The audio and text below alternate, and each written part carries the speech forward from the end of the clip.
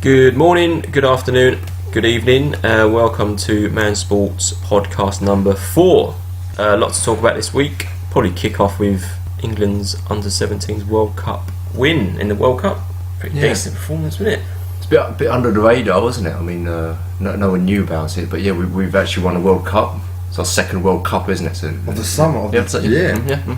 Under 17s won. Come back from 2-0 down, wasn't it, against Spain? Yeah. Under 17s. But yeah, really good, really impressed. You know, we've got some good potential youngsters coming up. We've got Brewster, the striker from Liverpool. You know, he scored. He's got golden boot, yeah. Yeah, it's pretty decent, isn't it? He's got 8 goals for the tournament. Got 2 hat-tricks back to back, and then that attacking midfielder. Foden, Manchester. Man City. I saw him play. I've seen him play. You know, like on the Sport Bible, they always say, "Oh, look at this exciting youngster for Man City and whatnot." And you see him run rings around players and stuff and score really well. Good finishing ability, but you don't really see some of these players come into fruition, do you? Yeah, no. Apparently, Guardiola's been raving about him since he turned up. And then, but I watched him through all this tournament. To be fair, I watched the summer tournament bits of it as well. Yeah, they looked really good then. They just couldn't beat Spain in penalties. Yeah. The grudge match, arguably for the World Cup final. And then every time he kept faking with his left because they expected him to shoot. Cruyff turning, beats 2 players. Cruyff turned back and they just drop them on the floor. Classic. It's really impressive to watch, really impressive. But it did definitely flew on the radar. I didn't actually know idea what was happening today until you messaged me and I tuned into it. It was quite a good... When did England score their first goal? 43rd minute, I think it was. That was just before the half time. Yeah, and then they put all press on. To be fair, it was all England. Yeah. And Spain got the first goal off the breakaway, and then it was all England again. The drinks break happened. The defender come running out. Drinks break. Rio Ferdinand style. Tried to put a slide pass through, but then Spain on the counter. Oh, they're beautiful. Straight down the line, down one. The guy stops the ball. Instead of shooting, he pulls it back and kicks it across the goal, and then to pass to the other striker who scores. Yeah. But the composure Spain showed to score the second was really impressive. I think technically overall, I think Spain are the better team all round. I think they're better defensively and as good as England going forward. But I think England are just a bit better on the ball. I think that was the difference. Good passing ability, you mean? Yeah, I think both teams, holding the ball up. Yeah, it's strange to say, isn't it? Like England being better on the ball than Spain. Yeah, which is a good sign. Don't get me wrong, because in the senior team, it doesn't really seem to be the case, is it? Where other teams are technically better, seem to hold the ball better, pass the ball better. Where England is always, their first option is to always get it out of each other's feet. No one wants to take anyone on, apart from like Rashford or maybe a little bit of Ali. Jack Wilshere had it a little bit, but yeah, it's a good sign for the England youngsters coming through to be more comfortable on the ball. It's just the best thing about them was they take the time. So if they'll probe, where you see even in the Premier League, some teams probe, and if they don't get past the first line, they'll just shoot or go for a Hail Mary pass or something crazy. Well, this lot would probe forward, go back to midfielders, centre back, then come back again, and did it 3 or 4 times, just held on to the ball. I think it was really important, especially I think it was 28 degrees yesterday on Calcutta. Yeah. So especially in that heat, I think England holding the ball made Spain more tired. Yeah, they're doing the running, they're ball chasing, and it's always a good tactic. And then we will keep saying England can't do that in the senior team. We've been saying it for years in Brazil, in Japan, Korea.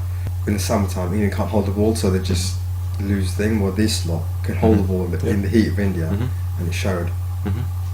That's it. Yeah, it's well done to the youngsters. Potential breakthroughs into the senior squad, perhaps, or even for the clubs, really. So. Yeah, because what makes me laugh is the guy at Fulham, Dembele. He's the younger brother of the other famous guy who's playing for the under-20 team, twins. Yeah. So I think he's 17 as well, so he must be 17. He's playing for the under-20 team, and his younger brother, or his brother, is playing for the under-17 teams. They're both coming through at Fulham. And Fulham, I think, have rated his brother 20 million. Yeah. So it's gonna be really good to come through. But I think they're both playing on the right-hand side. Really fun to watch. Interesting times for England youth. But mind you, Rashford, he was under 20s not long ago, was he? Yep. I think he played a couple of games, got a hat trick, and then Southgate just promoted him to the First team. First team, yeah. Mm-hmm. That's good. Yeah, which is really good. If you're good enough to play for the first team, no matter what your age is. Yeah. There's a lot of people were saying, "Oh, he's too young," because they were saying he shouldn't have been in the Euros last year. But you know, if you're good enough, you're eager, and you want it, yeah, why not? Yeah, you're only going to know if age you are, try, yeah. innit? There's no harm in chucking them in there. Like England are where they are. Yeah. No one expects them to do anything anymore, and age isn't an issue, is it? no, it's the perfect time to start experimenting. I think because otherwise you'll go back to the case of always having a Gerrard and a Lampard together because there's no one coming through and they're always afraid to put a new person in. Yeah. Don't be afraid. You shouldn't be afraid to make changes, really. Should you? No, I think if Southgate has the experience at managing the younger team in it, then I think that probably helped. Because we are still, England seniors are still relatively younger. Yeah. I think we were one of the youngest teams in the Euros. Yeah, you've got your Rashford, you've got your Ali. Even Harry Kane, 24. He's still got to peak as well, hasn't he? So, which is scary. But, looks promising. The future looks promising for England youth. So let's see. Hope. What goes on from there. Other news: the Carabao Cup draw was announced. Bit farcical. I don't know if you heard about it. No, I do know. Wasn't there a delay? Was there? Yeah, I'm not particularly sure why that made news. Like, I know it's news, but everyone made such a big deal about it, like being delayed by about 2 hours. They got Phil Tufnell and who's that? Who's the Question of Sport presenters? Matt Dawson. Yeah, they did the draw, and I was reading that, I was thinking, why the hell is this headline news? It's so it's delayed. Things get delayed all the time. Yeah, they had the first Carabao Cup draw in, I think, Indonesia a couple of weeks ago, or a couple of months ago, beforehand, so I don't understand what's going on, but... I was saying to you, I don't even know what Carabao is. I thought it was some sort of... Yeah, what is it? Is it beer? Is it? I think an energy drink. Oh, is it? Oh, is it? It makes it sound like a foreign cup, but after all the hoopla... Anyway, Man United beat Swansea 2-0. Chelsea beat Everton 2-1. Man City beat Wolves. So it was 0-0 full time, and then they won 4-1 on penalties. Interesting. And that was the Man City team with Aguero and Jesus and De Bruyne. It was... They had a makeshift back four, but from the midfield onwards, it was pretty much full strength. Yeah, that makeshift back four was probably more expensive than the whole Wolves team. Joke, isn't it? But Mangala was in there. And then, but what do you call it? Did you hear about what Pep said? Yeah. About the ball or something? Yeah, what's he saying? I don't know, he said, I wasn't happy with the ball. He goes, the balls weren't right. He goes, it's not as good. Ball's as the round, isn't it? How does he know what he played? What happened is that the argument is they get the ball or something. They get the ball like 3 or 4 days before the match. Oh yeah. Because it's different from the Premier League ball. It's a different cup. It's a mitre ball they used. Yeah. And then they get the home teams get to pump the balls up and ref inspect them. Oh, yeah. And he said they were all under pumped and the passing was crap. But they were the home team. Were they the home team? I can't remember. But yeah. What was that thing in the Super Bowl? Inflategate, wasn't it? Yeah, the Super Bowl's actually real though. They actually underinflated. Yeah. What was that all about? Like overinflated? No, they underinflated it. So you can hold on to the ball better. Oh, because it's raining. Yeah, grip it. Because it was raining, yeah, you can get a good grip on it. Oh, I see, yeah.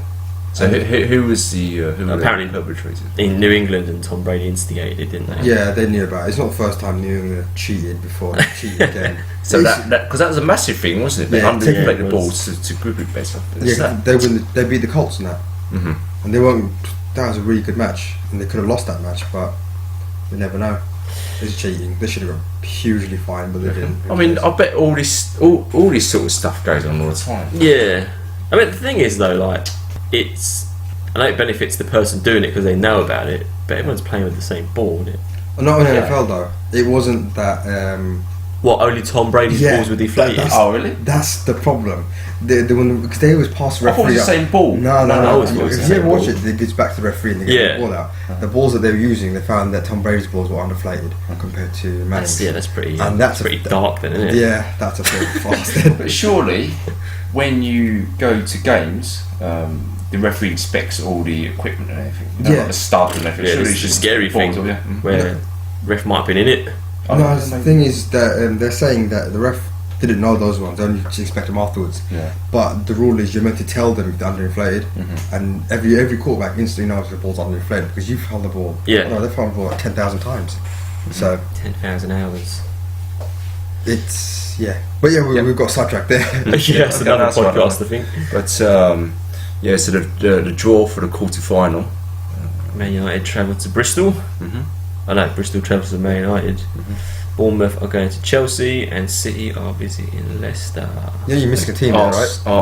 Arsenal and West Ham. Yeah, that's one. Yeah, pretty much probably the tastiest tie out of them all, to be fair. Who did West Ham beat?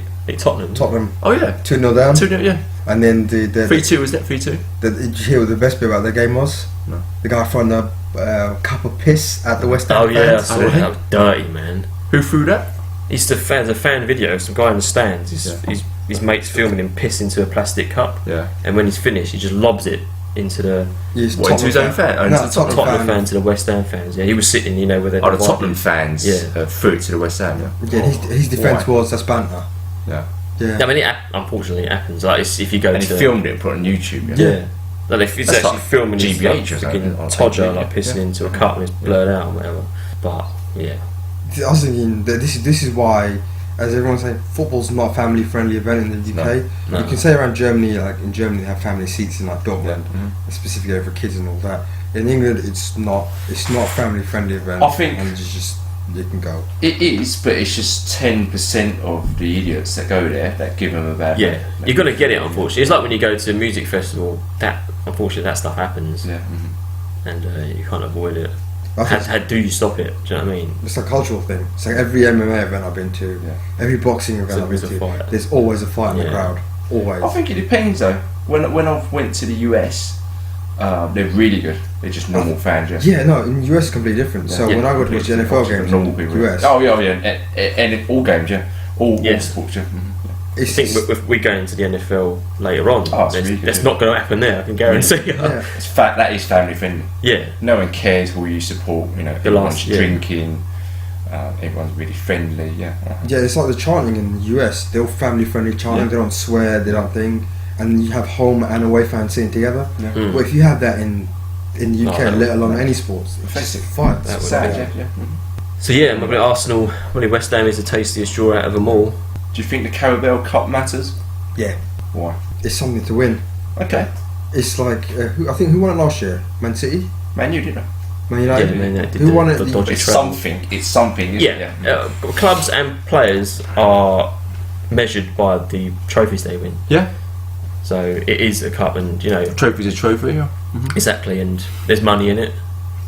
I think There's- it's good as well because you get the top teams. They play, but it's a chance for them. Okay, they a lot of the managers say Mourinho or Pep Guardiola might say, okay, this is secondary because we've got a league match coming first. In the weekend. Yeah, So it's a good chance for them to put out their players, their second team out to give them a chance, to see what they're made of. None more so than Arsenal. Yeah.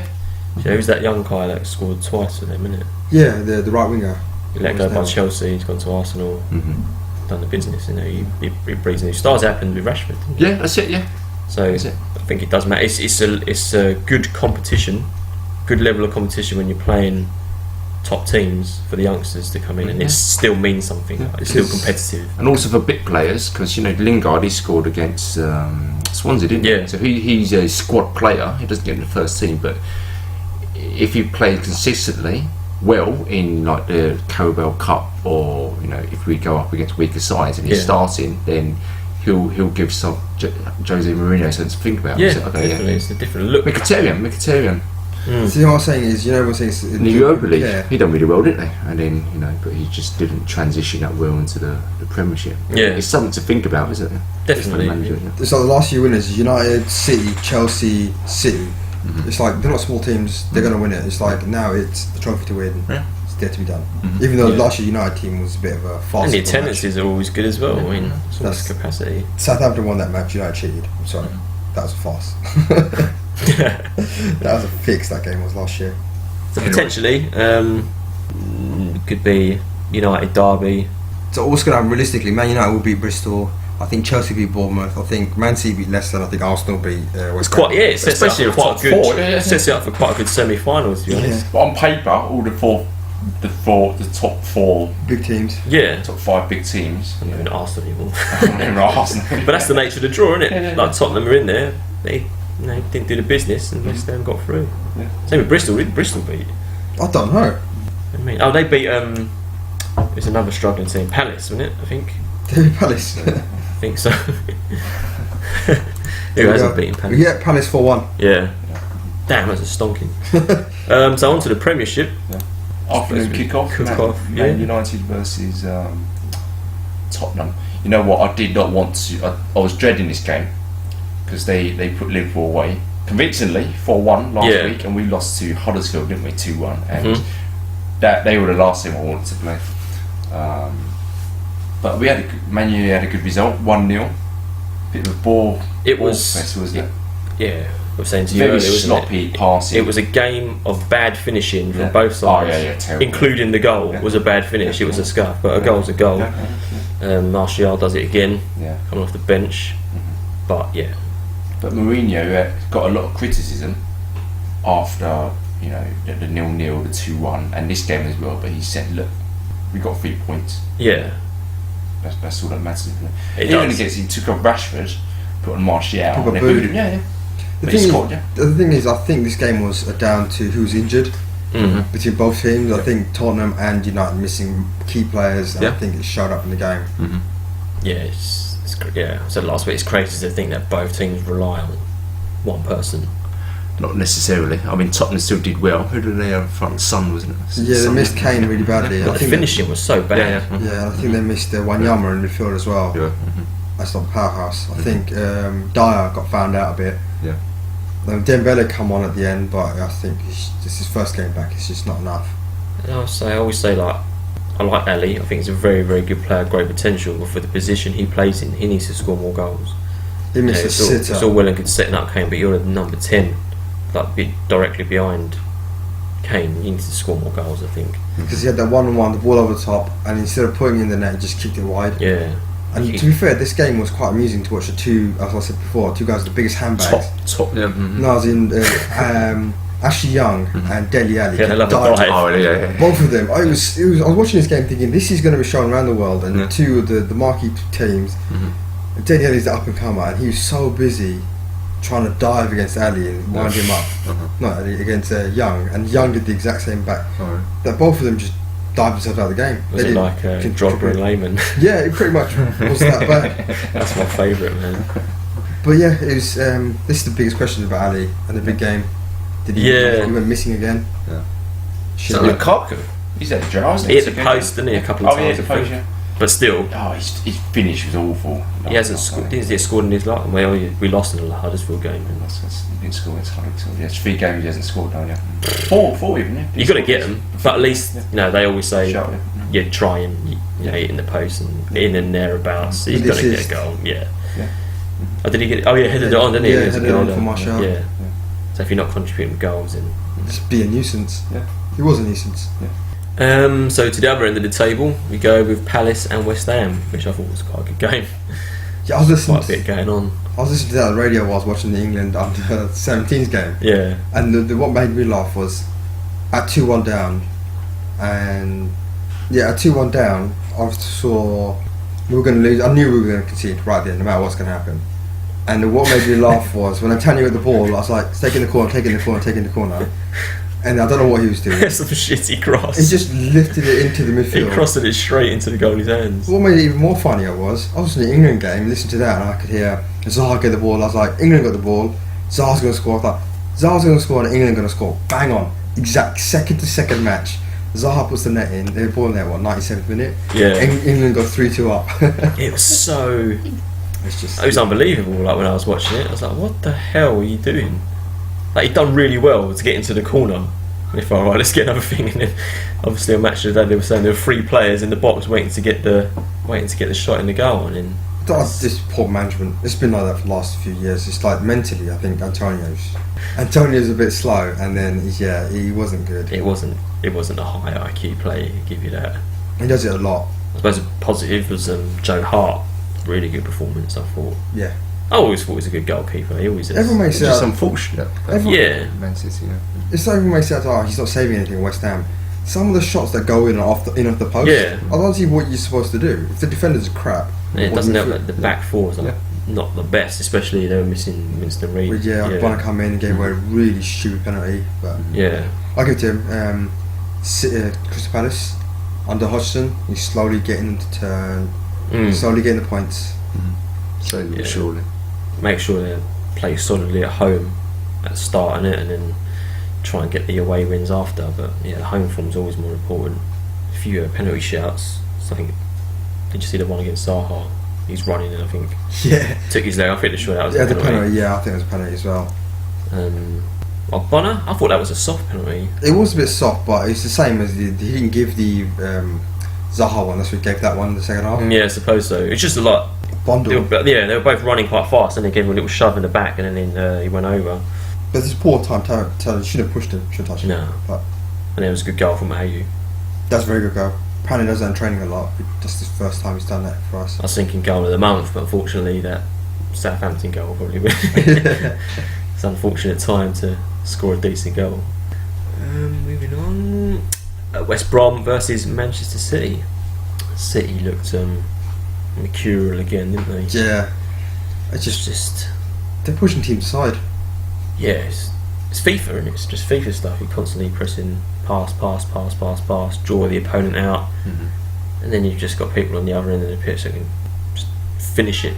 That Sane goal was ridiculous. And he shot it through the legs of the defender, and unfortunately Ben Foster didn't have a chance to see it go in, but it was so fast anyway. I don't think probably wouldn't have got a hand to it even if he didn't go through the legs. De Bruyne's weakness has been exposed. Can't shoot for shit, can he? On his right foot. Really good. It's really good. That was really good vision, good pass of the ball, good distribution. But his shooting is awful. He needs to work on that. I don't know. That goal against Chelsea was decent. Yeah, last week. It was. Yeah, it was just almost. It's frustrating. But that game in particular, Yeah.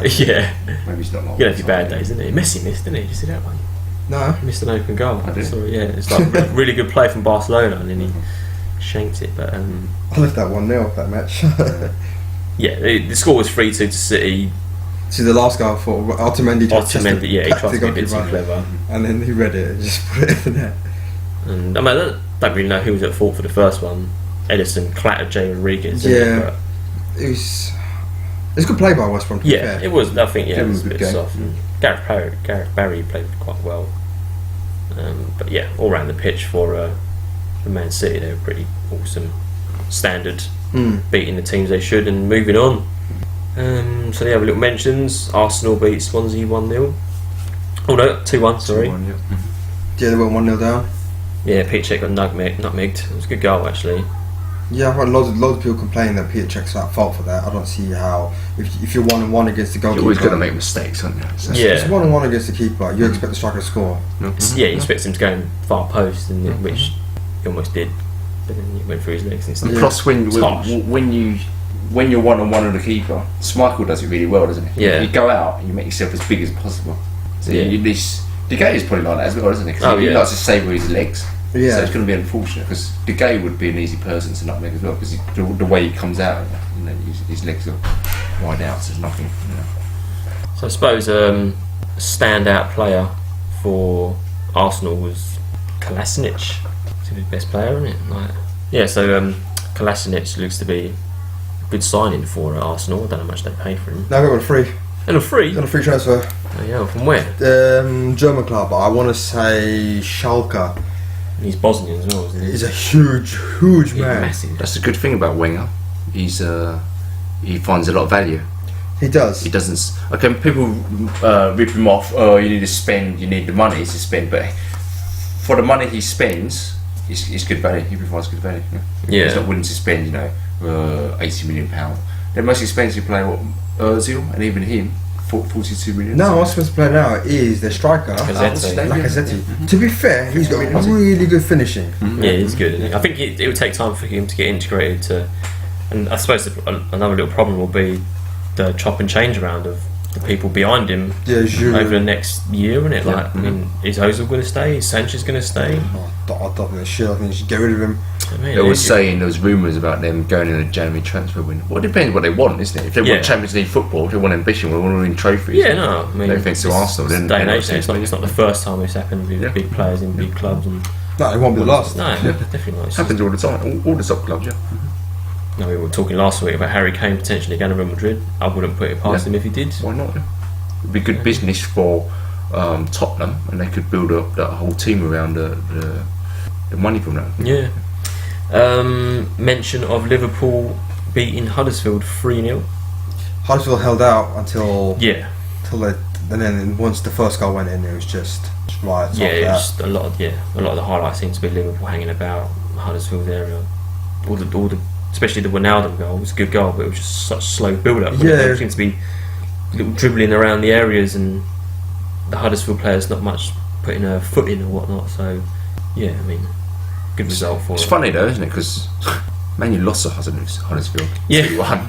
Liverpool got spanked by Tottenham 4-1, and then they beat Huddersfield. 3-0. So. I think that's the rebound. I think Liverpool come out with hunger. Yeah. As we said last week, Mourinho said they didn't look like they had the hunger. Yeah. And I think that was the difference. It's good to see that a shirt pull was actually pulled up for a penalty. What made me laugh was if you watch the replay of that, the guy getting pulled. No question, that's a penalty.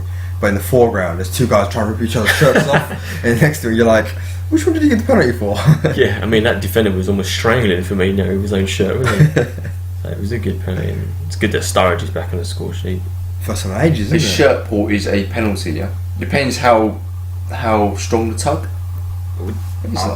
It depends on what referee you've got on a day, I think. Yeah, technically it's illegal. You can't actually pull a Yeah, shirt. but some of them do proper give it, and then some of them it's give and take, isn't it? They've got each other's shirts. There's loads of shirt pulling, in the corners. Yeah, And yeah, tossing shit, yeah.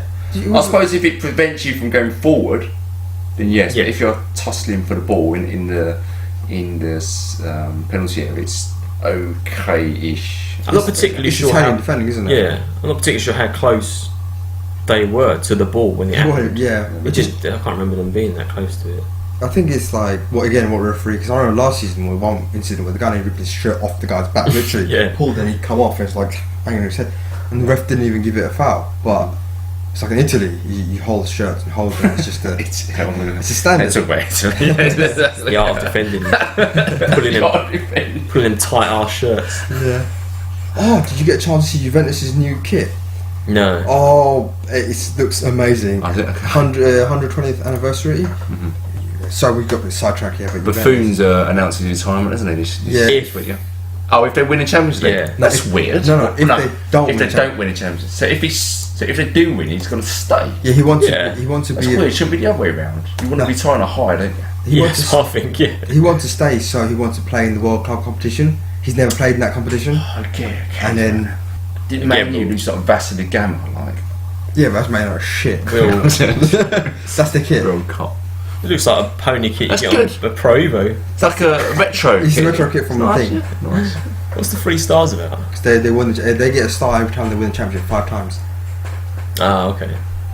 They won the league, I think, 15 times. Classic. I like it. Are they top, are they? Is that not going to get plastered with Napoli? advertising? Napoli. That's it. Is that it? That's it. It's the thing, Napoli top That's thing. good, isn't it? It's a nice kit, really nice kit. Everyone says it's going to sell by the bucket loads. I blame them. 120th anniversary. It's one of them teams where it's good to have their kit, even if you don't support them. It's like a fashionable kit, if you like. Yeah, that's the kit I think they got from Notts County. Do you think Italian football's coming back up to where it was? Maybe not compared where to it La was. Liga and I would say where it was. Premiership. But It can't be if both Milan clubs are turd. I think 2 seasons. Well, it's true though, isn't It's it? Milan. It's AC versus Juventus this week. Yeah. It's a very competitive league, isn't it? Juventus, you got Roma, Get Napoli. You've got Napoli now, yeah. But they used to have them teams on the outskirts, but then you used to have the Milan teams Milan ruling teams, with right. Juventus always on the out, like them 3 teams. Milan are coming back because they've got new owners. Inter have never done well compared to the AC. No. But Juventus, historically, it's Juventus. Well ahead Juventus now. and AC, yeah. Yeah, Inter done well when Mourinho was in charge, wasn't it? They win the treble. Yeah. Yeah. Ridiculous, isn't it? But what do you call it? Back in the day, they had Adriano, they had Ronaldo, they had Zlatan, didn't they? Rakoba, Christian Vieri. Yeah, that team on Provo is so good. But but they've got new owners now. So the Chinese owners have now been allowed to, because in Italy there was a rule only Italian owners could own clubs. Oh, really? And that's why I think last season, AC Milan been bought by Chinese investors. A couple of the other big teams been bought out by foreign investors. So now money's going to start flowing to Italian football, and I think hopefully you'll see AC starting to spend big. Yeah, they have already, haven't they? Bonucci. Yeah, they've both done really well, because didn't they both get relegated? Juventus got relegated to the second division, plus minus 20 points or something like that. Yeah. But they kept all their players. That was they kept that's good. That's really good. Yeah, Buffon stayed, didn't he? Yeah, Buffon was still there. Thuram was still there. Ridiculous. Del Piero was still there. Won their way back up, man. Yeah, I think the only one big team player left was Vieira left. Yeah. Because you forget he was there. He wasn't. Doesn't Balotelli play for Milan now? No, Balotelli's in France for Nice. Oh, Nice, yeah. Have you heard what's going on in France? Sorry, we're getting sidetracked here completely. Oh, sorry. But yeah, no. Nantes. Yeah. Third. Not a nonce. Guess who the manager is? Can you guess that? For Nantes, third. A very defensive, counter-attacking. Guess who the manager is? And Nantes, they're nobodies. They're third. So okay, number one's obviously going to be PSG, Monaco. And third, it's 26 points or something, and then the Leicester of the French league. Oh, Ranieri. Really? Ridiculous, yeah. Bloody hell. He loves it, didn't he? He's just playing counter-attacking football. Everyone's like thinking it's kind of boring to watch, but they're winning. They get. He's a good player. They haven't got anyone. Who was Leicester's good players prior to Ranieri? No one. Yeah. Conte was a nobody. Vardy was a nobody. Look at Conte's history there. Yeah. Good on him. Good on Ranieri. Really good, yeah. Bring him back to Leicester. I don't know what I got rid of him in the first place. No, he just lost the players. I think the players just did crap. It's the Premier League all over. That's what it is, though. You get a top team like Leicester. No, not top team. They were the best. They won the league, and their top players, they're going to get a lot of offers. It's like the World Cup, isn't it? You play in the World Cup, you do really well. That's the same with Leicester had a really good season. A lot of their 3 or 4 players have really well. They're going to get offers. Okay, this guy really good. We could have him. You know? Like Conte had really good. Chelsea went through. Vardy had loads of offers. Yeah. So, anyway. Moving on. Got some Champions League football. No, Chelsea. Okay, Chelsea. That's fucking shit anyway. Chelsea 1-0. That was a boring match. Yeah, it seemed like a boring match. Morata was back. So he looked alright, but he looked like he hasn't played in a few weeks. Yeah. It seems there's a lot of shit going around Chelsea though, isn't there? Like with Conte. A lot of. Did you read about that? It's all hearsay. Did you hear his interview? He lost it because apparently the old assistant manager went to the newspapers and said the players are leaving, Conte's going to get fired, and Ancelotti's taking the job. And Ancelotti actually sent a message to Conte to say sorry, these rumours are false. And Conte got really annoyed. Public conference, he goes, this is bullshit. He goes, there's a whole lot of bullshit. Steve Holland, I think the name was, he's a complete idiot for coming out with this. I understand my job going, I understand things, but you named up someone else who then has to come to me to say sorry. And Ancelotti's never involved in this. It's all Steve. He's an idiot. You should never have said that. It's true, you don't name someone else taking someone's job while he's still in the position. So I don't think. Man United done that, didn't they? Yeah. Mangal won the FA Cup. But you don't, if you're potential, you want to be in the football club. And I can see Holland not getting another job for a while because it's a high that. And Stoke beat Watford 1-0. Surprising loss for Watford. Surprising win for Watford. Stoke. Yeah, I suppose so. But Watford are still 6th. Yeah, that's still very, very good for Watford. Yeah. So I want them to do well. Yeah. They're going to be this year's team, like surprise team, top half of the table, and upsetting the big guns. So today's games later on will be Brighton versus Southampton, Burnley versus Newcastle, and Leicester versus Everton. You know, it'll be really good next Sunday. Next Sunday, Super Sunday, isn't it? So there's Man United versus Chelsea, 4 PM, and it's Arsenal versus Man City. Oh mate. So there you go. That's our Sunday sorted. So we should do a special. I think what Andy's view on these 3 games is they're so bad the week ahead. Completely. But yeah, I expect Southampton to be just turn over Brighton. I expect Leicester to turn over Everton, and I expect Burnley to do Newcastle. But that'd be Newcastle, I think, will win. No, I think there's not much between them, is there? No, there isn't. But It's Newcastle very is hard when the bottom 10 play each other. It's like a free for all, it's a isn't toss up, isn't it? But do we know who Everton's new manager is? No, they're using Unsworth for Oh, a couple okay. of games because they want to test him out. Who should be the new manager? Who's in the running? Giggs was looking at Giggs it. Giggs can go get a job first before you're applying for an actual manager job because you ain't manage anybody yet, so we don't really talk about it. Moyes coming back. It'd be good. Let's see I don't why see not. why not. Yeah, he made Everton, decent. Not. It's tough though, isn't it? Because the players, the style before where you had Fellaini and he was his go-to player. Everton have players now who are like quite good on the ball now, aren't they? And technical Sigurdsson. I just find that Everton ain't going to get what they read. You sack a manager for what? They sacked him because apparently he's lost the players and all that. They're a director of football. Go and buy your way out there. I want to see what happens. Who was in the running? Was it Pardew's name? Or was that for the Leicester job? I can't remember. Yeah. I suppose it don't really matter, innit? Fucking shit. I know I heard Leicester fans aren't happy with Claude Puel getting the position. Well, he doesn't really scream out amazing, does he? Like, I don't know much about him, but it's probably not much to get excited about. This was funny. Southampton sacked him because he wasn't attacking football. The new manager plays exactly the same because the players are good enough to play what they think they're playing. So it's quite. Yeah, Southampton are a factory of churning out good players and selling them, innit? It's profit. So we've got some Champions League games to look forward to throughout the week, which we'll speak about next week. I suppose Tottenham Real Madrid is the standout one there. So we'll run through the games. Back at Wembley. So they're all playing in the same week, Tuesday and Wednesday. Manchester United versus Benfica. So basically, 2 weeks ago, the reverse pictures. Yeah.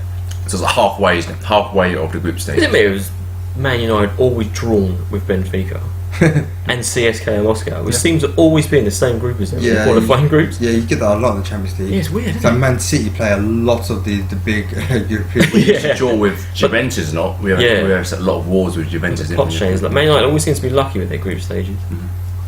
Celtic versus Bayern. Unlucky for Celtic. That'd be tasty. Yeah, that would be a pretty good game. It was 3-3 last time, wasn't it? Yeah. Yeah, very, very good game. Liverpool versus Maribor. That was 7-0. This could be another thrashing. Yep. Napoli versus Man City. That's going to be tasty. And Tottenham versus Real Madrid. Without Harry Kane. No, Harry Kane should be back. He should be back, yeah. Fucking hell. However, it's tasty on paper, but I don't think because these teams are gonna. They're not going to go all out. They're going to think we're top. Like all the English teams are top. They're going to think Tottenham will be happy with a draw. Man, you'll be happy with a draw. But is it a foregone conclusion that they're through though? No, none of them are through. So it's still other than going to be Man United are competitive. clear. Are they? Yeah, Man United are clear because the rest of the team is crap. But still, I find that in the Champions League, they hold back a lot, especially in the group stages. I think they say, usually, I assume the managers think, okay, don't go all out, just do enough to win, do enough to progress. Yeah, I think it is. It's tactical, the group stages, isn't it? Like, why go all out? It's similar to like the World Cup qualifiers, isn't it? Yeah. I think it's more of don't lose. Yeah. Because this match with Tottenham against Real Madrid first time, Tottenham didn't want to lose. Yeah. You're away. Draw is a good. I think Real Madrid might, but I think Real Madrid are expected to win against Tottenham. Just so I think Napoli and Man City are the tastiest one because I'm not sure they know how to defend both of them. Yeah. Their tactic is if you score 2, I'll score 3, both of them. So this is going to be really fucking well. I think especially with City, it's almost like chipping their shoulder type thing as well. Yeah. They want to impress, and but they're going to be away from home, so we'll see how it goes. Guardiola seems to only know how to play one way in this. And I think you might be right with Chelsea. I think Chelsea might go out there saying, we don't need to lose, get the draw, and we'll go through. So I think you're right about that. Moving on to the UFC and so there was a card in Brazil. Sao Paulo. Bit of a sleeper. Machida versus Brunson headlined it. I haven't had a chance to watch it yet, but I've seen some highlights. I suppose you don't really need to watch the whole fight for the Machida fight, do you? Brunson just pressed on Machida. Machida looked half the size I've seen him recently, and then half the size of Brunson. I think Brunson's quite big, huge. Middleweight, isn't he? What was he light heavyweight or middleweight? It's middleweight. Because Brunson looked like a light heavyweight. Yeah. Brunson starched him, caught him an overhand left, I believe. Machida circling away as he usually does. Tried to catch, these leaping straight, didn't he? I think he tried to catch Brunson with, but Brunson saw it coming and caught him with the overhand left and actually starched him on the ground. And Machida looks like the steroids or the drugs he's taken have worn off. And I can't remember why he got banned before. But yeah, find out for you now. The thing is, the sport's so a bit dodgy these days, isn't it? And especially when you're fighting in Brazil, seems to be, you know, if you're going to take your first fight back into the UFC, why not let it be back in Brazil? So next, Brunson called out Luke Rockhold. I don't know if he'll get that fight. I think Brunson's a bit too far away. Yeah, I think it's just. I think maybe, to be fair, Luke Rockhold again just called out for the belt because he beat. Who did he beat? Nobody. He beat David Branch. Yeah, again nobody. Nobody. Yeah, because Luke Rockhold is Luke Rockhold, and then you got. Oh, we got cake down. We got cake down. Mr. Andy's enjoying the lovely cakes. Cupcakes, what's that one? Nutella flavour, you say? He's made a mess. I think Brunson. I think Brunson versus Weidman would be a really good fight. Yeah, that would be quite a good fight. But if you can fight Weidman, I can't see why can't you fight Rockhold. This is the exact problem I've got with the Bisping and GSP fight. It's holding up the division, and I suppose it doesn't. You know, you've got Robert Whittaker who's injured. It doesn't look like he's going to be back for a while. It's causing mayhem, chaos and holding the thing up. Well, I think that fight, GSP and Bisping, that's a fight everyone wants to see. Maybe it's not the best fight. I don't know. I don't think it's gonna. It'll be the fight that would generate the most revenue. It will, but I don't think it's as much revenue as they're hoping.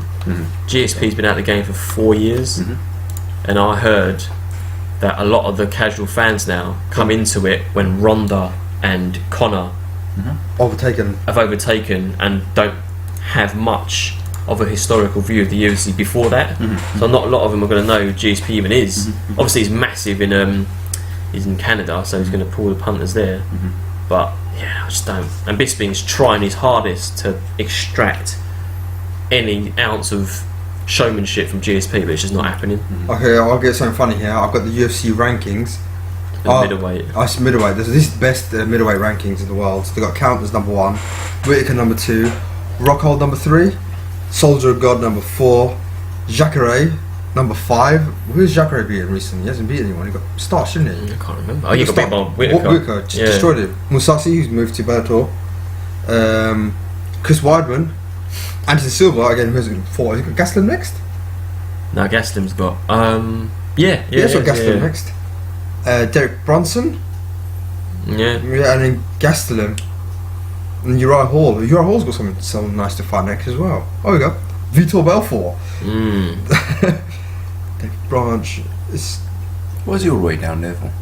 Victor Belfort. Vitor Belfort hasn't won a fight in ages. He's coming off his TRT now and he's looking a lot shrunk down. But I suppose for Brunson, if you scroll back up to the top, there's some good ties. I mean, the one that screams out for me would be Jacare. Yeah, that would be quite a good fight. And then from then onwards, it's Yoramura who's who as well. Yeah. Joel wants to win. He hasn't got beat. To be fair, Yoel doesn't fight that often. He fought once this year, lost. Fought once the year before, but it's a drugs ban. Yeah, so Brunson, I think should fight Jacare, and then if he passes that test, and then you've got your top 4 that are always hovering about. Yeah. You've got your Bisping, you've got your Whittaker, you've got your Rockhold and your Weidman. I think considered the top 4 middleweights, and then anyone there else competitive weight class there, isn't it? Yeah. I suppose it's pretty surprising for me was Covington beating Maia. Yeah, apparently in Brazil. Apparently he just dominated him. One of the judges gave it 30-26. Yeah, it was just it's crazy, isn't it? It must have been a domination for a Brazilian judge to not give it to a Brazilian fighter. And soon after, he's weirdly called out Tyron Woodley for the belt. Yeah. But I mean, that middleweight division is ridiculous. Welterweight, you mean? Welterweight division is just stacked full of talent. Was it GSP or welterweight? Was it? Yeah. Yeah. He's got no experience fighting a middleweight, so that's why that fight always weirds me out. But so his next fight against Bisping is going up. Yeah. Stone, isn't it? It's just £15. You can't make the weight. So Myers ranked 4. So we got Woodley's number 1, Thompson Wonderboy 2, Lawler. I'm not sure why he's number 3. He hasn't won in ages. Maya number 4. This is before the Cody fight, so I think he's going to drop for that. We got Rory McDonald's across the board. Roy's in Bellator. Ben Askren, I think, retired now. So he's a thing. Douglas Lima's a thing. Johan Masvidal. Who's he fighting next? Oh, he's got Wonderboy. Yeah. That's going to be a really good fight. That's going to be a really, really good fight. Oh, next week, is it? Same card? Yes, I think card. It's a really good card, isn't it? Yeah. This doesn't have Darren Till or no. Mike Platt and Mike Perry in it, but that's just a welterweight division. You should pick them, I think. You know, Covington calls out Woodley straight away. Absolutely no chance of that happening. UFC's official ranking is Woodley number 1, Lawler number 2. I don't know the official number 1. That's my stomach. Sorry. Thompson, this is after the fight. This is live. Who's Dos Anjos got? Condit, is it? Yeah, Dos Anjos was Condit, I think it is. So I suppose looking at the rankings in the UFC, everyone's tied up. So apart from Woodley, that is true. Oh, Darren Till. But he's just come. Yeah, I suppose. Yeah, they're coming off. But then it's the classic case of does the UFC like to kill 2 stars at the same time? Yeah, because Till wants to fight Thompson. He goes, that style.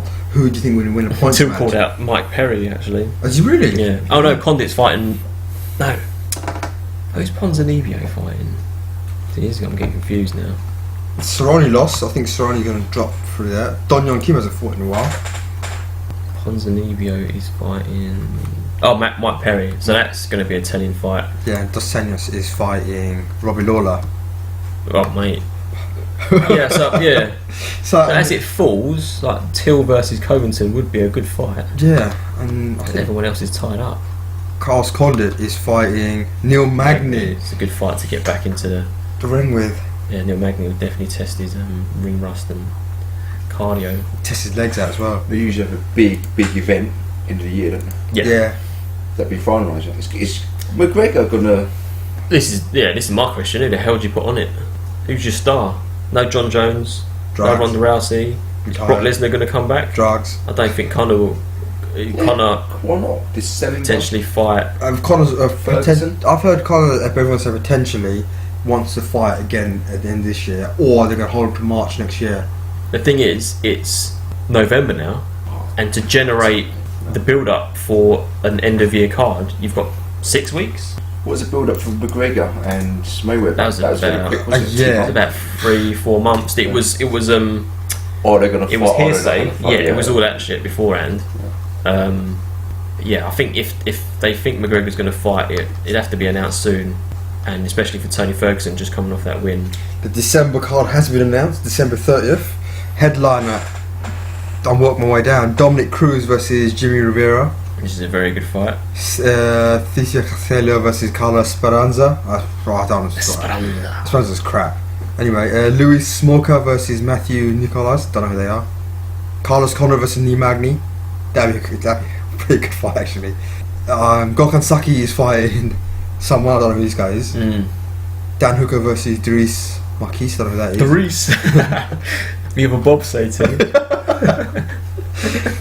But yeah, the main event is going to be Nurmagomedov versus Barbosa.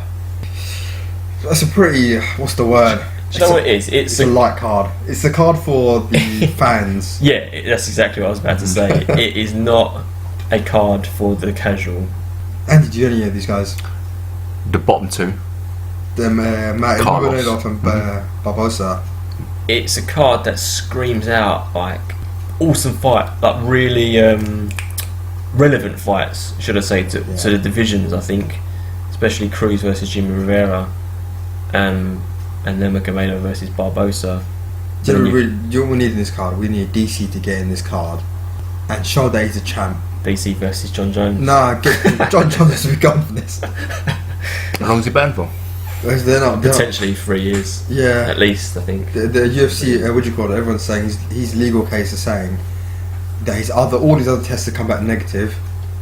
Post fights is in the week since, so technically they're just the one that has to be tainted supplement, but they can't find the tainted supplement at the moment. So the legal case is building it, and they're gonna win. He's steroids, yeah. Yeah, they're gonna win. It's just I mean, well, I suppose we'll talk about this closer to the time, but Yeah. at the moment, there's just no stars. Yeah, could be whatever his name is. He's not a Russian. star. People can't even pronounce his bloody name, let alone be a star. Did I pronounce it right? I definitely can't pronounce his surname, but Yeah, because but you wouldn't say he's a star. Or you wouldn't say he's well known in the UFC, no. But this is. He's not had a lot of fights in the UFC, though. he's well known. I think 3 years ago or 2 years ago, and He's massive in Russia, Yeah. but this ain't Russia, is it? Nah, but you went run through the rest of the card for yesterday's card. Is it even worth it? Pedro Ramirez submits to Job Font. I think it's good a team. Yeah, I think I had Font winning that one beforehand. Yeah, Jim Miller got done by. I had Miller winning that one. Yeah, it's unanimous decisions, but apparently it's 2-1. Thiago Santos versus I don't know who these guys are. Oh, that's the one we saw. That's the one we saw online, isn't it? Yeah.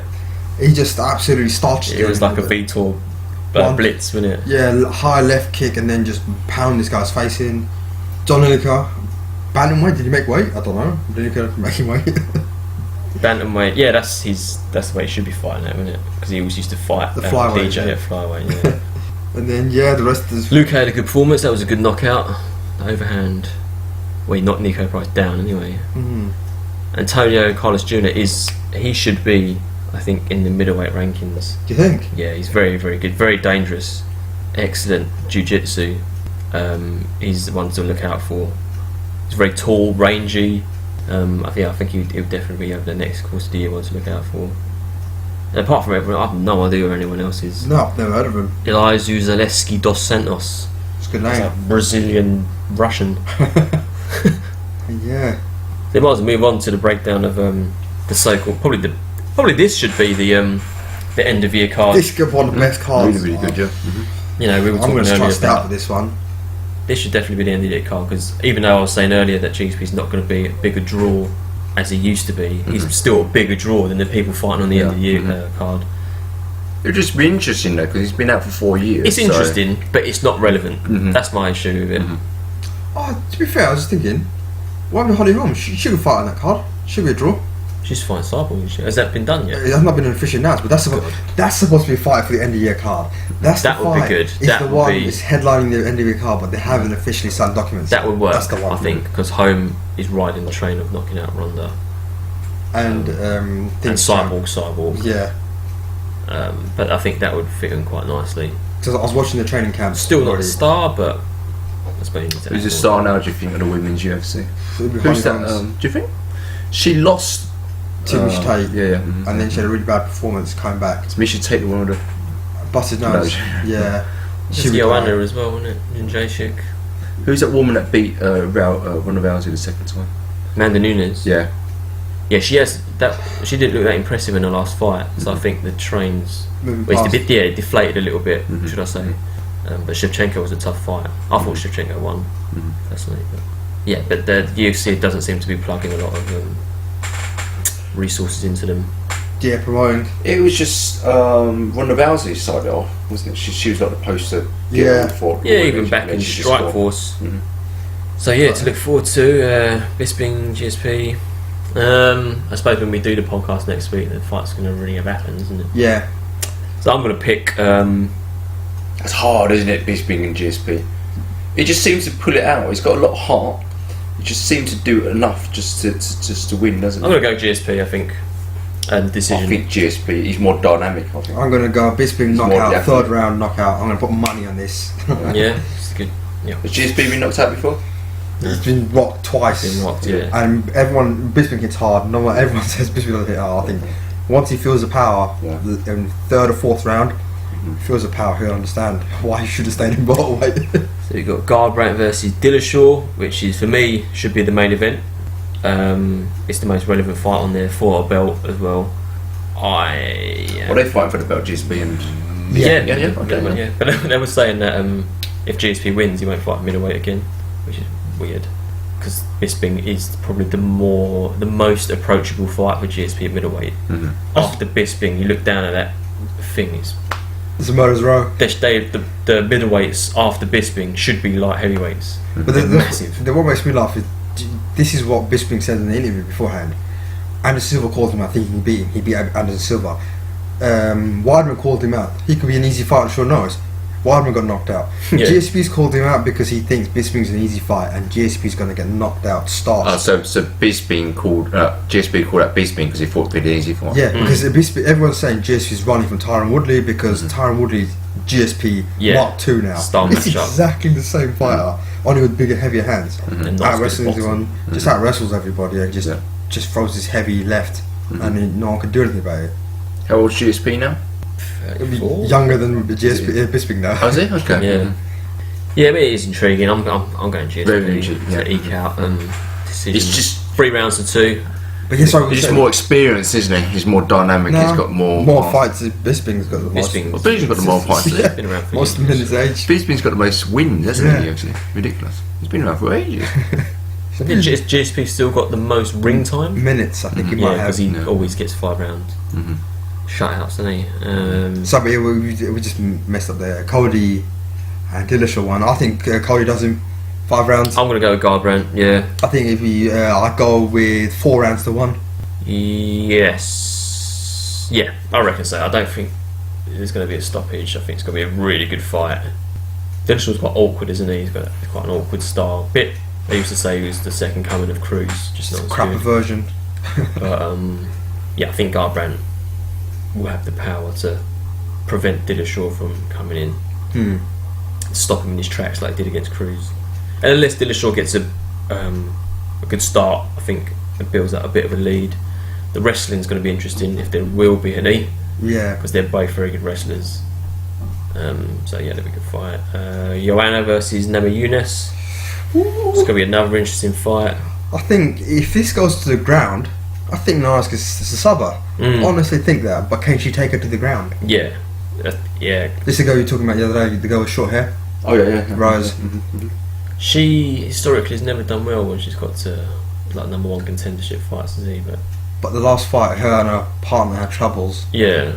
And he blamed himself for that. This is an exciting fight. She's Namajunas is so unorthodox, and obviously she starches people. Yeah, Joanna is orthodox, so it's going to be a great style of fights. I think. Which is the one with no hair? Rose Namajunas. Yeah, fuck Rose.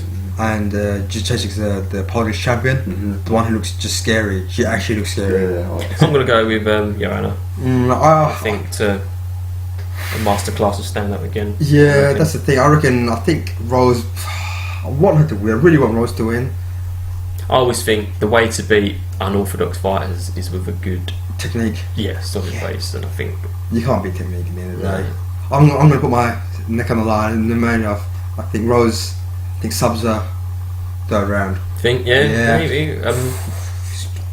Did she ever been taken down, right? Joanna? Yeah. By Carla the first time. Pedasia as well, wasn't it? Yeah. Down a bit, but no one said Jiu-Jitsu difference really good, but we'll find out. This is another intriguing fight. Wonder Boy versus Masvidal. 2 stand-up fighters. Masvidal's probably an all-rounder, I would say. He's an all-rounder, but I think Wonder Boy ekes him out. Wonder Boy's awkward, isn't he? Yeah. Tall, lanky, rangy fighter. Good jab, good kicks. Yeah, it's hard for me to see how Masvidal wins, because Thompson relies on people coming to him. Yeah. I think Masvidal will go to him. Masvidal's not very explosive. He's got a bit of a plodding technical style, isn't it? But do you know what I mean? Thompson's stand-up so good, apart from when you face Woodley, because he was backwards. He couldn't figure out it. Yeah, so I suppose run down. I'm going to go GSP, Garbrandt, not Rose, Joanna, and Wonder Boy. Might stick a bet on it actually. I'm going to go Bisping, knockout, Garbrandt, decision, Nurmagomedov, risking it. Nurmagomedov? So he probably lose. For Rose, I think I'll go for submission, and Wonder Boy ekes out decision. Honourable mentions, big boy Johnny Hendricks is back. Is he? Yeah, he's fighting. I have no idea who. I can't even remember if it's at welterweight or middleweight. A good little up and coming fight. James Vick versus Joe Duffy. Joe Duffy's the guy that handed McGregor his first loss back in the day. He's a good fighter. Irish, is it? Yeah, Irish as well. James Vick come from the tough Ultimate Fighter house. So. And this is on the same card, is it? On the same card, yeah, on the undercard, yeah. That'd be quite a good, interesting fight. And then Mickey Gall's fighting, who famously beat what's his face, CM Punk. But yeah, the guy who BJ fighting, the guy who's BJ Punk. the guy's fighting Johnny Hendricks. What's his name again? BJ Punk. CM Punk. CM Punk. BJ Punk. Paolo Borrachino. Paolo Borrachino is fighting Johnny Hendricks, and he's got a record of 10 wins, 9 by knockout and 1 submission. Oh my god, someone's going to sleep. But he's fought nobody of any maker, but they're all first round or second round. He fought Alawale Bangosi. They knocked him out in the second round. Jesus. TKO punches. Just everyone. Moving off, Johnny Hendricks. Boxing. Anthony Joshua.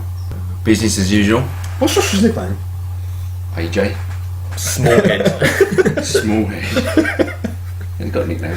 Huge AJ, bitch. I guess, yeah. He's got Yeah, I'll the say hugest AJ. shoulders I've ever seen in a boxing ring. He actually looks like Balrog from Street Fighter. I was confused. Heaviest he's ever been, was it 18 stone? 18 stone. Sorry, Andy, you got that wrong, didn't you? You called it could be a stone lighter. Yeah, well, we all think. Because that's what Eddie Hearn said. Because I saw on Twitter, Anthony Joshua was laughing. He said, "Oh, because they were saying he's going to become, you're going to come in stone lighter," and he said, "Blame Eddie Hearn for that." Yeah, but I don't know. What was Eddie Hearn feeding in burgers? I don't know. You come in whatever weight you come at, but I think based on that performance, I saw it. Wasn't his best fight. No, but It wasn't as fast. I think so. I think he looks sluggish. I think. Yeah. But do you think he looks sluggish because he goes nose broken in the second round? I think that Probably definitely. affect breathing, wouldn't it? Yeah. And someone that big. And he wanted to protect him. Yeah. Yeah, and Takam was working the body quite well. Yeah. I think. Oh, that's which is a good tactic. Takam gave him a good fight. Yeah. He's not a chump.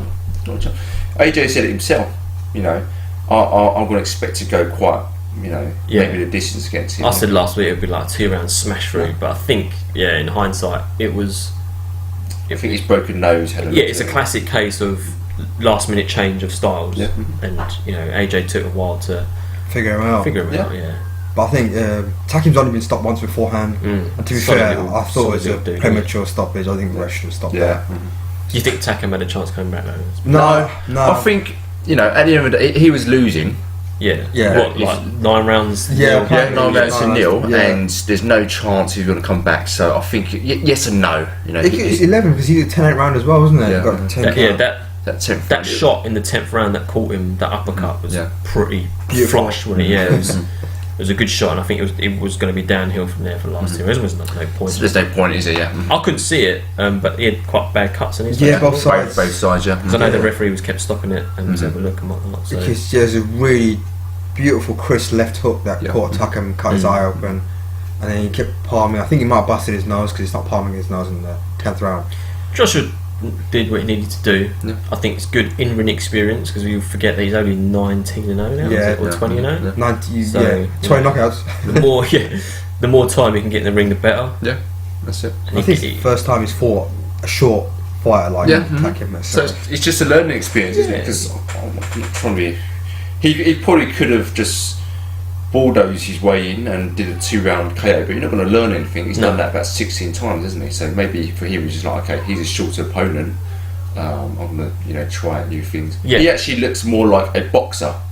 Yeah. You know what I mean? Rather than just a fighter. He was working behind the jab a lot. Yeah, exactly. Being methodical, taking his time. And he got his chin got tested a few times. Yeah, as well. Takam caught him really well. Some overhand right, so it's just got to be natural. Yeah. It was always a And he had some good defence as well. He's moving his head a lot more and with his arm. So defence. like Josh was throwing loads of hooks and Takam was just ducking, and you'd think like AJ's wasting his energy and whatnot, but no, it was a good performance. Good performance, yeah.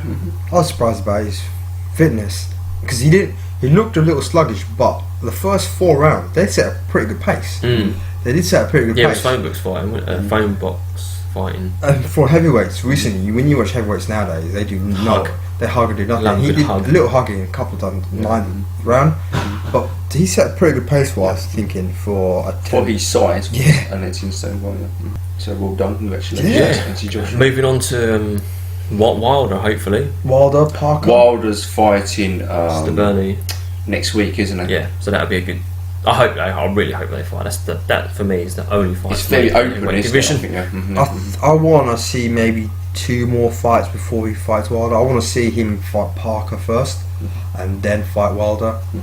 that makes sense, because I think Parker's got one of the belts. One of the two, yeah. Yeah, but I think the mandatory, they got another mandatory challenger for another one of his belts, so he might have to fight before that. Because Yeah, I suppose. Yeah, like more experience, the better. It's just go on. it's more dangerous, isn't it? When you fight them more, you just want to see them get to it where they're both. I don't suppose you can say that Joshua's at the top of his game at the moment. No, it's not. He would be good top. because he's on 20 fights now, I think, and Deontay Wilder's on 34. Yeah, I think he's on more. I think he's on a lot more. Yeah, Wilder's on like 35 or something. Yeah.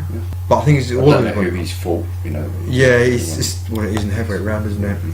But potentially next year, summer showdown, Deontay and Joshua. So announced James DeGale versus Lee Selby. I don't know much about Lee Selby, to be honest. Lee Selby's wicked. Is he? He's mustard. As you say, that's going to be a big night, isn't it? Because DeGale versus Selby December 12th, and who's that Ukrainian dude? I can't pronounce his name. Lomachenko. Yeah, that's the oh, is it? same Same card. night. Oh, mate. It's the same card, isn't it? No. Is it? I think it could be the same, because I think No. I think different promotions, I think. DeGale is in the Copper Box Arena.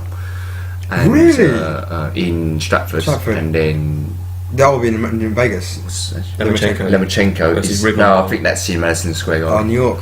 So it'll be 3 hours less. So it'll probably start at 1 o'clock. The thing is, what makes We me should do a live podcast for that. Yeah.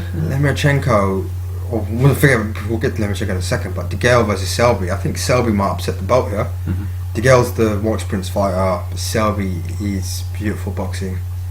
Beautiful boxer. Gold medalist as well, I think. So he's Is he really? I think so. They're both are. DeGale's a gold medalist. It's as well. really? Yeah. I don't know. It's going to be an interesting fight. What weight is this? Middleweight, isn't it? Super middleweight. Oh, featherweight, sorry.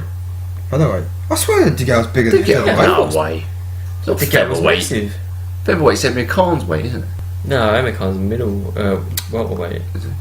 Used to be featherweight. He probably won the featherweight gold medal. Yeah. IBF World Featherweight title. What's going on here? Apparently he's featherweight. I swear he's bigger than that. So what the hell did James DeGale fight at? I thought James DeGale's James DeGale's not a featherweight. James DeGale. Well, it said that Lee Selby opponent to be announced. Yeah, I think Andy might have got the head on this one. We'll find out in a second. What's DeGale's? He's a super middleweight. Yeah.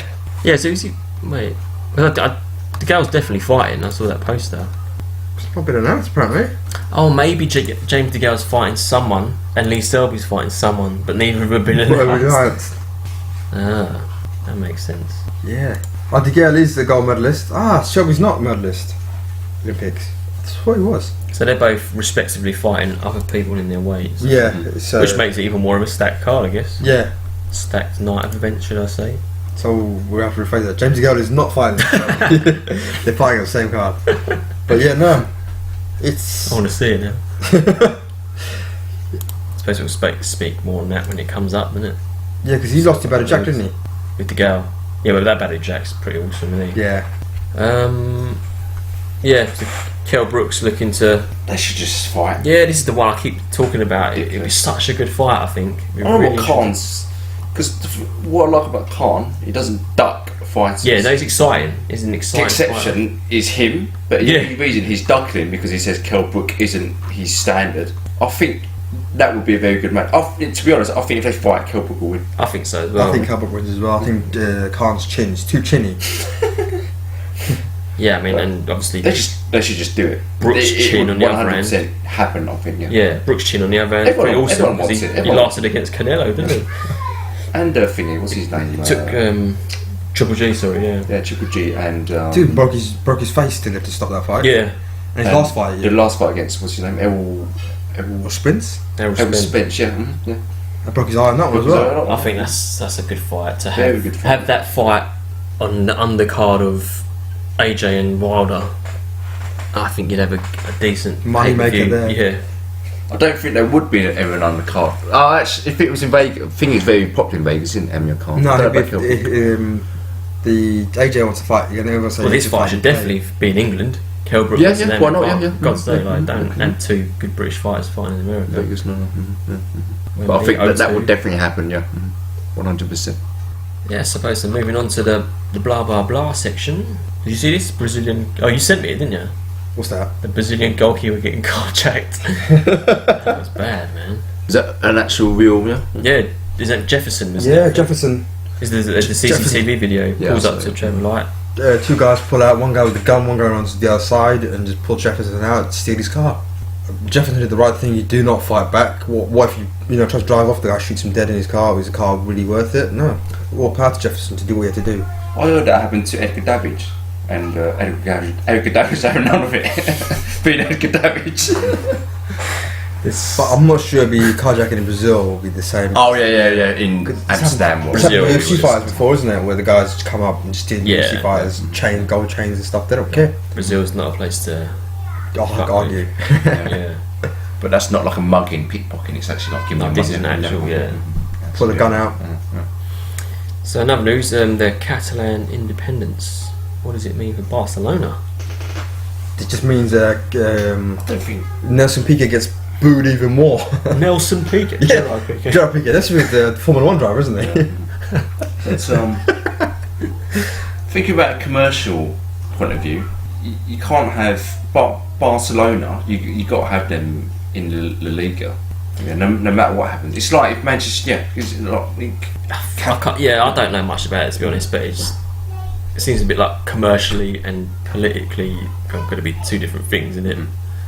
Like if it's an actual bit of independence, then you can't just say, for the sake of it. It's too much money. Yeah. It's like Monaco, because it shows happened in Monaco is not actually part of Monaco's in a different country. Yeah, it's a different country, but it plays in a French league. So that's probably what's going to happen. I thought this is president. There's too much money involved. Yeah, especially Barcelona. I just don't see any difference. What are they going to say? What Catalonia going to say? Oh, well, you're part of Catalonia now, so you can't play for Spain. There's too much money involved. I just think, there's got to be a workaround. It's just, what would happen if Barcelona were taken out? There'd just be a league of Barcelona. Yeah, exactly. Yeah, it's not. It's Catalan team. No, it's just it's what it is. It's just put it this way. If Spain, let's say if England splits up in 5, north, south, east, west. It's still going to have a Premiership. But the Premier League is going to be the Premier League, and they can play each other. But the country's split. It's like the American football. Yeah. The AFC North, South, East, West, NFC North, South, East, but they all play each other. They don't care. But in the Premier League law or the Spanish league, they're going to say, okay, even if you split from Spain, you can still Spain. Yeah. So what was Piquet's beef then? This is not beef. Piquet wants independence. He just wants to be known as a person from Catalan. He's a person Catalonia. He is a person from Catalonia. Yeah, he grew up there. So he just wants to split. No, he believes politically that it's better for the whole Catalonia to be independent from Spain. That's all he believes. He doesn't care about the league playing. He doesn't. It's just personal. And he goes, I'll still play for Spain if that's how they want to do it, because you can't have like a small country. Unlike you didn't want to know if they want to play independent, they say play independent. But he doesn't mind representing Spain for what it is. But he wants an independent Catalonia because I think it's politically it's what he wants. But it's the whole thing. They think, you want to be independent, you can't play in the league. It doesn't make any sense. Cool. I suppose we'll wrap it up on there. Thanks for listening to today's podcast. Again, please feel free to leave any comments and feedback. Subscribe to our YouTube channel, like us on Facebook, and follow us on Twitter and Instagram as per usual. We'll see you next week. See you later. Bye bye. See ya.